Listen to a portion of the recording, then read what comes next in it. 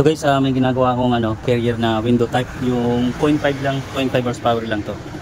Ito, carrier na 1.5 lang siya, Optima. Ang window type to, ang kanyang problema yung sa kanyang condenser may leak. So ito, may pressure yan, 200 mm. 200 yung pressure ko niyang bumaba na siya. At nandito yung leak niya, oh. Yun, oh.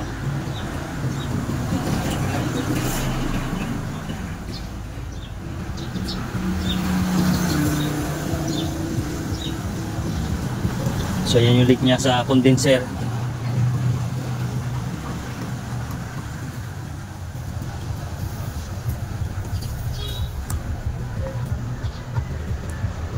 So individual ko pa sana to, pero hindi ko na to individual kasi nakita ko na yung kanyang leak. Pero hindi ko siya nakita, babaklasin ko sana tong condenser niya para may babad sa tubig. Pero nakita ko na naman yung leak niya, kaya hindi na kailangan individual to. Hinangin ko na lang yan. Ayan. Ayan ang kanyang leak. Lakas.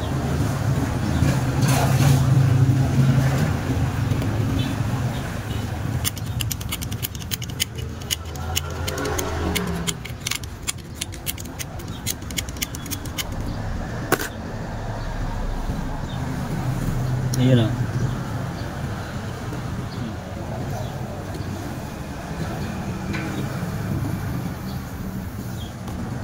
So ayan, nilangin ko lang to guys.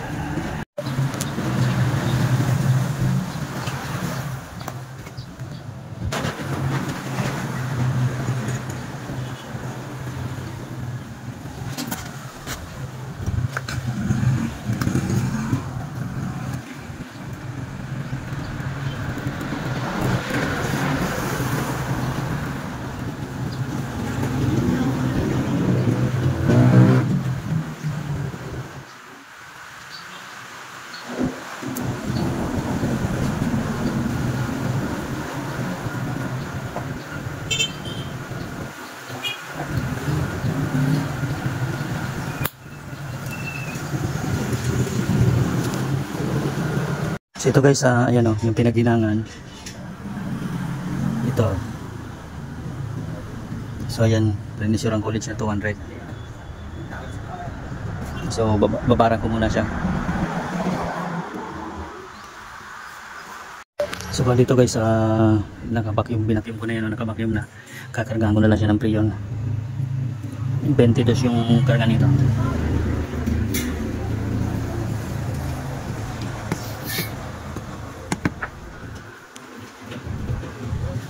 Tapos cleaning ko na rin pala to guys. Bagong cleaning na rin pala to. Ayan, inasimbol ko na to, na cleaningan ko na rin. Lagyan ko na lang siya ng Freon.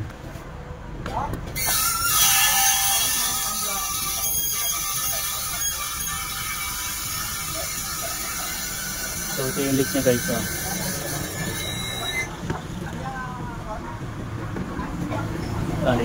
Testing na muna natin.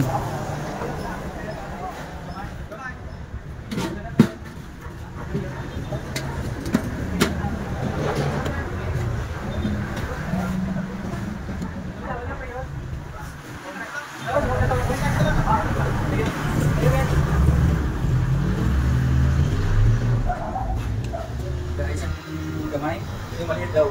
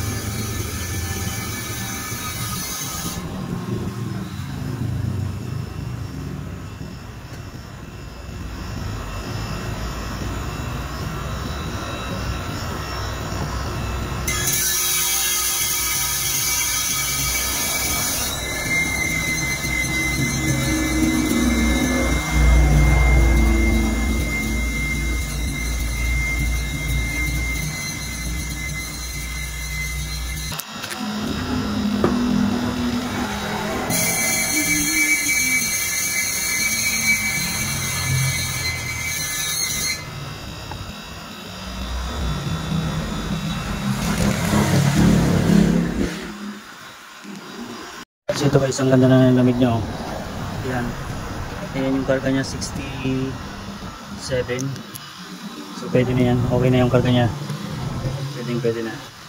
Sakto na yun guys.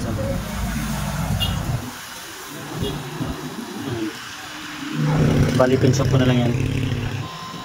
Bali pinchok ko na lang to guys.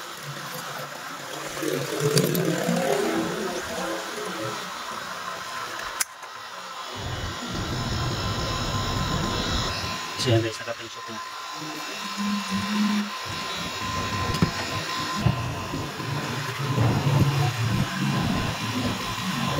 So yan guys, nakahinom na yan, napinchok ko na.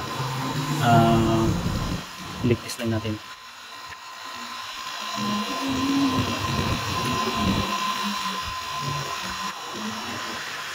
So yan, okay na. So ito guys, okay na yan oh. Ang ganda ng lamig niya. So yan, deliver na lang to.